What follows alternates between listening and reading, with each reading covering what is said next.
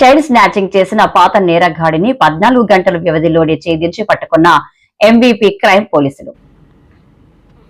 పూర్తి వివరాల్లోకి వెళితే 6/5/25న ఎంఎంటీసీ కాలనీలో ఉదయం 5 గంటల నుండి 5 గంటల 30 నిమిషాల మధ్యలో సుగ్గు జగదాంబ అనే మహిళ తమ నివాసం వద్ద పూజ కోసం పువ్వులు కోస్తుండగా ఓ వ్యక్తి మోటార్ సైకిల్పై వచ్చి ఆమెను నెట్టిపడేసి ఆమె మెడలో ఉన్న తులమున్నర బంగారు గొలుసును లాక్కుని పరారయ్యాడు. దీంతో ఎంవీపీ పోలీసులకు ఫిర్యాదు చేయగా సమాచారం అందుకున్న డీసీపీ క్రైమ్స్ క్రమతి లతామాధురి గారి మార్గదర్శనంలో ఏడీసీపీ క్రైమ్స్ శ్రీ మోహన్ రావు మరియు ఏసీపీ క్రైమ్స్ శ్రీ లక్ష్మణరావు ఆదేశాల మేరకు డీసీఐ శ్రీ వి చక్రధర్రావు నేతృత్వంలో డీఎస్ఐ అప్పలరాజు, ఏఎస్ఐ శ్రీ డి కిషోర్ బాబు గారి మరియు సిబ్బంది పీసీస్ శ్రీ హరిప్రసాద్, జగత్ కిరణ్, సాయి, రాజేష్, అప్పలరాజు, అగస్టిన్లు కలిసి సమిష్టిగా దర్యాప్తు చేపట్టారు.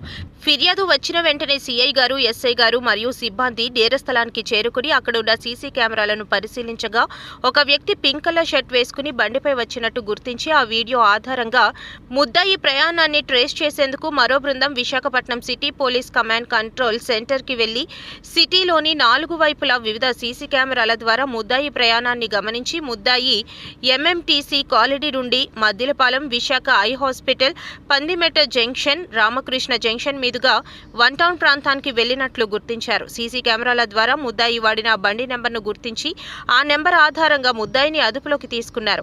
నేరం జరిగిన సుమారు 14 గంటల వ్యవధిలోనే టెక్నాలజీ సాంకేతికతను ఉపయోగించి సదరు నేరస్తుడిని ద్వారకా సీఐ ఆధ్వర్యంలో ఎంవీపీపీఎస్ సిబ్బంది ఎంతో చాకచక్యంగా పట్టుకోవడమైనది.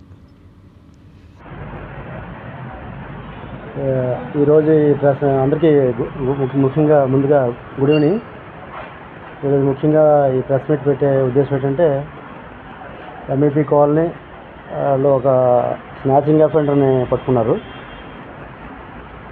నేను ఉదయం తెల్లవారుజామున 5-5:30 గంటల టైంలో ఈ ఫిర్యాదు అయినటువంటి జగదాంబ గారు ఎంఎంటీసీ కాలనీలో పువ్వులు కోయడానికి బయటికి రాగా ఈ ముద్దాయి ఒకరు వచ్చి మోటార్ సైకిల్ మీద వచ్చి మెడలోని గొలుసుని తెంపుకొని పారిపోయారండి.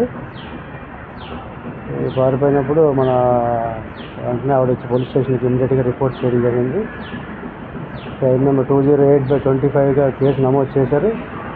నమోదు చేసిన వెంటనే చక్రధర్ సిఐ గారి ఆధ్వర్యంలో ఎస్ఐ గారు టీమ్స్ అంతా 4 టీమ్స్ ఈ సీసీ ఫుటేజ్ వెరిఫై చేయడము, తర్వాత బ్యాడ్ క్యారెక్టర్స్ వెరిఫై చేయడం, ఆల్ యాంగిల్స్లో వెరిఫై చేసి ఈ సీసీ ఫుటేజ్ టెక్నికల్ క్లూస్ ఆధారంగా ముద్దాయిని నెమల మణికంఠ అనే వ్యక్తిని వితిన్ 14 అవర్స్లో క్రైమ్ జరిగినటువంటి 14 అవర్స్లోనే అప్రహెండ్ చేసి అందరు ఇంటాక్ట్ ప్రాపర్టీ రికవర్ చేశారు. ఈ మనకి సీసీటీవీ ఫుటేజీలు చాలా వైటల్గా ఈ కేసు ఛేదించడానికి బాగా పనికొచ్చాయి. అందుకే నా రిక్వెస్ట్ ఏంటంటే ప్రజలు కూడా తమ వంతుగా ఎక్కువగా ఇళ్లలో కానీ లేదనంటే ఎక్కడెక్కడైతే కాలనీస్ ఉంటాయో కాలనీస్లో కూడా సీసీ కెమెరాలు ఏర్పాటు చేసుకొని, సొసైటీస్ ఉంటాయి అందరూ కూడా అమౌంట్ పూల్ చేసుకొని సీసీ కెమెరాలు ఏర్పాటు చేసుకుంటే ఎవరైనా నేరం చేసినా అది ప్రివెన్షన్ పర్పస్, డిటెక్షన్ పర్పస్ 2 విధాలు ఉపయోగపడుతుంది. తమ యొక్క హార్డ్ ఎర్న్ మనీని ఎప్పటి నుంచో పోగు చేసుకుని ఉంటారు. హార్డ్ ఎర్న్ మనీని కూడా ఫోర్గో అవ్వకుండా ఉపయోగపడుతుంది. కాబట్టి సీసీ కెమెరాలు ఏర్పాటు చేసుకోవాలని రిక్వెస్ట్ చేస్తున్నాం. ఈ ముద్దాయిని మన ఎస్ఐ గారు అరెస్ట్ చేసి రిమాండ్కి పెట్టారండి. రిమాండ్కి పెట్టి ఆయన దగ్గర నుంచి ఇది వచ్చి రికవర్ చేసినటువంటి చైన్ ఇది.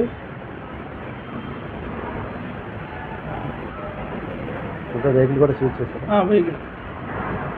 ముద్దాయి నేరానికి ఉపయోగించినటువంటి వెహికల్ కూడా సీజ్ చేయడం జరిగింది. అది కూడా కోర్టుకు పంపిస్తాం.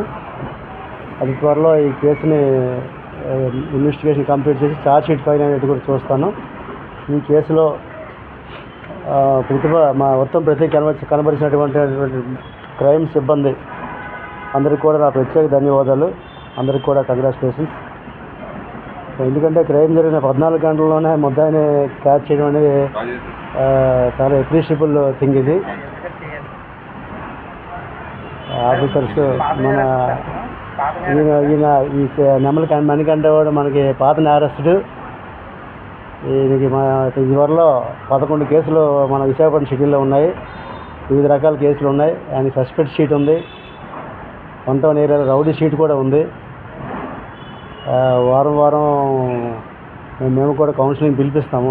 ఎంఐపీ కాలనీ కూడా కౌన్సిలింగ్ పిలిపించి ఆయన గట్టిగా వార్నింగ్ ఇచ్చి ఎటువంటి నేరాలు జరగకుండా మనం వాచ్ అండ్ వార్డ్ ఏర్పాటు చేసి మార్పుకి మేము కూడా మా ప్రయత్నం చేస్తాం. ఈ కేసు విశేష వేదిక కనబడినటువంటి పేరు జగత్ కిరణ్ కానిస్టేబుల్, తర్వాత హరిప్రసాద్, సాయి, రాజేష్, అప్పలరాజు, అగస్త్యం ప్రత్యేకంగా మా మేడం లతా మాధురి గారి తరఫున, తర్వాత సిపి గారి తరఫున ప్రత్యేకంగా నా తరఫున కూడా వాళ్ళకి అభినందనలు తెలుసుకుంటూ ముగిస్తున్నాను. Thank you very much.